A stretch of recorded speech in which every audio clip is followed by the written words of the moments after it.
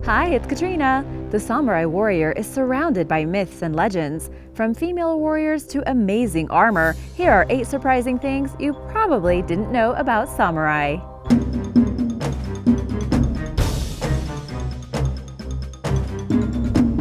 Number 8. Onna-Bugeisha. The term samurai refers strictly to male warriors, but women from the same social class as samurai received similar martial arts and strategy training. The formal term for these women, who belonged to the bushi or warrior class, were called Onna-Bugeisha and participated in combat alongside their male counterparts. Typically, they used a versatile spear with a sword-like blade called a naginata, but much like the samurai, the Onna-Bugeisha were well-versed in the use of a variety of weapons. Throughout history and before modern times, the traditional role of most Japanese women was that of a homemaker, and according to societal norms, women were typically seen as powerless beings. Therefore, written accounts of the experiences and accomplishments of the Onna-Bugeisha are lacking. For a long time, this caused researchers to assume that the Onna-Bugeisha constituted a teeny-tiny handful of the female gender throughout history. However, women could be found on the battlefield much more often than history books admit, according to recent research. DNA tests that were performed on human remains from the site of the 1850 Battle of Senbon-Matsubaru revealed that 35 out of 105 bodies belonged to women, and research conducted on other battlefields has yielded similar results. Despite the tendency to conveniently omit women from the historical narrative, some Onna-Bugeisha went down in history for their remarkable fighting skills and bravery. In 200 AD, long before the bushi class formally rose to power, a female warrior known as Empress Jingu led an invasion of Korea after her husband was killed in battle, and she later became known for initiating much-needed social and economic change in Japan. Number 7. Strange-looking armor. The armor worn by the samurai was perhaps the strangest thing about them. It was, however, very well made and effective. So much so, the US Army based the design for its first flak jacket on samurai combat attire. Unlike the armor worn by European knights, samurai armor was designed with mobility in mind. It was both ornate and functional, and was sturdy but flexible enough to allow free movement on the battlefield. This armor was made of lacquered plates of metal or leather, which were laced together with leather or silk. Light armored sleeves and large rectangular shoulder shields protected the arms. To allow maximum movement, the right arm was often sleeveless. The kabuto helmet was the most bizarre part of samurai armor, but like the rest of the outfit, it was also functional. A piece of armor tied around the head and under the helmet protected the warrior's face and brow, and the bowl of the kabuto helmet was made of riveted metal plates. The Darth Vader-like neck guard is the most famous feature of the samurai helmet. In fact, the actual design of Darth Vader's costume was influenced by samurai helmets. For the samurai, this neck guard protected against arrows and swords. Samurai could even decorate their helmets, many of which featured attachable pieces and ornaments. For padding, a leather cap was worn underneath the helmet. Over time, samurai armor went through significant changes. However, to the untrained eye, its overall look remained fairly consistent throughout history. Number 6. Wakashudo. When it came to homosexuality and bisexuality, the samurai were very open-minded, especially for the time. I mean, we're talking from around 1185 until 1868, which was also known as the Age of the Samurai. Like the Spartans, the Greeks, and the Romans before them, the samurai welcomed, and in some cases even encouraged, same-sex relations in their culture. Also similar to the Spartans, these relationships typically occurred between an experienced warrior and a younger person in training. The practice was widespread throughout the samurai class and was known as Wakashudo, which means the way of the youth. This was so common, a samurai might have even fallen under scrutiny for not engaging in the practice. As part of Wakashudo, a brotherhood contract was made between the older, more experienced samurai and his trainee. Generally, this was an agreement for the younger counterpart to learn life skills and martial arts, and in many cases to be his trainer's lover. These relationships were meant to be exclusive, but a lot of cheating supposedly went on.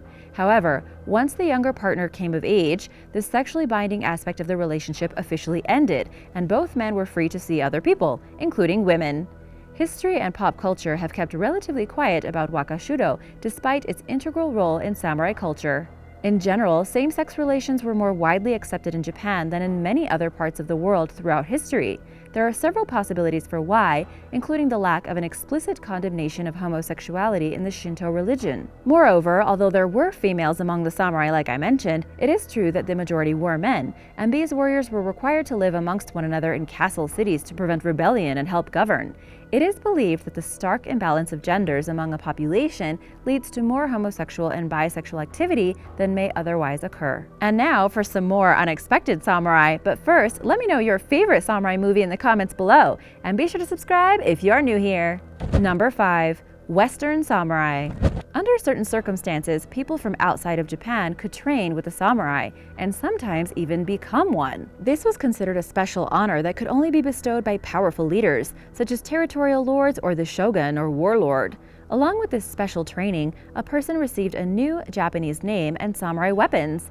I mean, it wasn't quite The Last Samurai with Tom Cruise, but you know, they took some creative freedoms. Historians know of 4 men from the West who became samurai, including an English navigator and adventurer named William Adams, his colleague Jan Jussen van Lodenstein, Eugene Kolash, a Navy officer, and an arms dealer named Edward Schnell.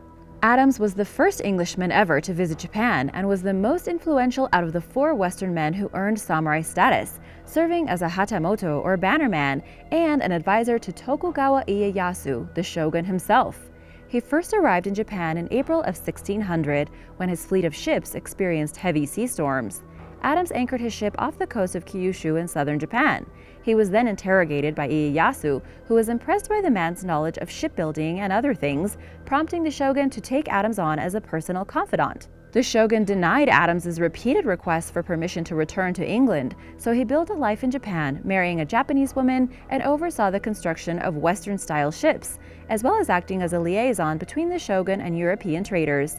Adams never returned to England, and he fell ill and died in 1620. Number 4. The samurai social class. Contrary to popular belief, the samurai were not a rare elite force, but an entire governing social class. The term samurai originally meant those who serve in close attendance to the nobility. As the term evolved over time, it came to be associated with the entire bushi class, who are thought to descend from nobility.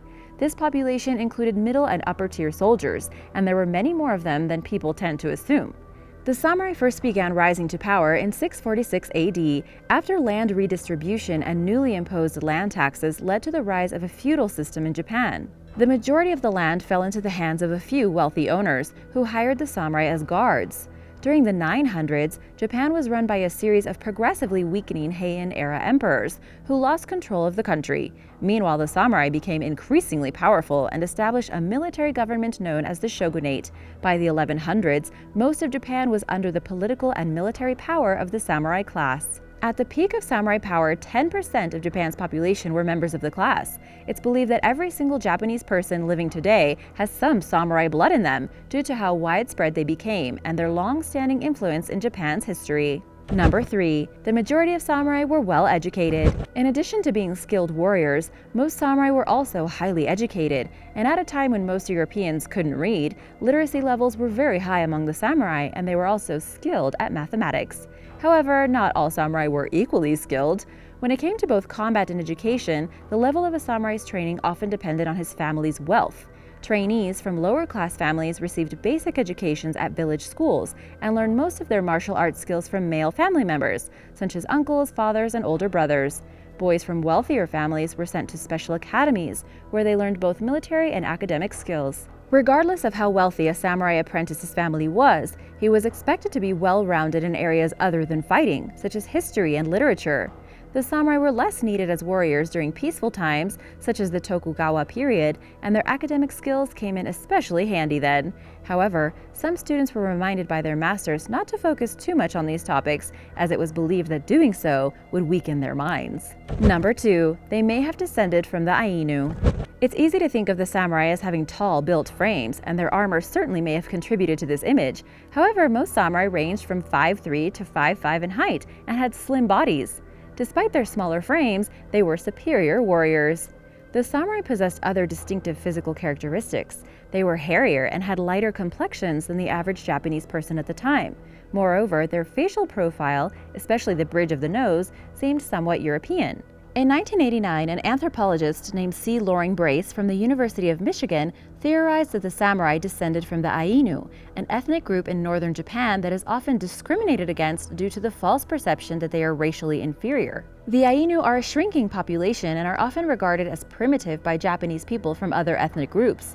However, there is nothing truly inferior about the Ainu, genetically or otherwise, and the law recognizing the Ainu as indigenous and prohibiting discrimination against them is currently being prepared in Japan. Japan is a historically race-conscious country, a trait that unfortunately is prevalent in many nations, and as we move into the 21st century, people and societies throughout the world will hopefully continue disentangling from ideologies about racial superiority. Number 1. A samurai could get fired. When a samurai was disowned or lost by his master, he became known as a wave man or a ronin. A ronin was still technically considered a samurai, but being a ronin generally meant that the person represented the end of their bloodline as members of the class. Ronin were considered shameful and were outcasted from other samurai. They also could not find employment with another lord. One shocking way that some samurai became ronin was by choosing not to follow their lord to the grave by committing a ritual suicide known as seppuku after their lord died. By not engaging in this ritual, a samurai automatically became a ronin. In pop culture, ronin are often depicted as quiet hermits who keep to themselves and still follow some version of Bushido code. However, in reality, because there was little to truly bind ronin to their former code of honor after being shunned by their own social class, they often turned to lives of crime and debauchery. Many ronin ran brothels and gambling houses, and some people even believe that the notorious modern-day Yakuza gang has its roots among the ronin. Thanks for watching! If you'd like to learn more about the samurai, let me know in the comments. Remember to subscribe and recommend any good samurai movies in the comments below. See you next time! Bye!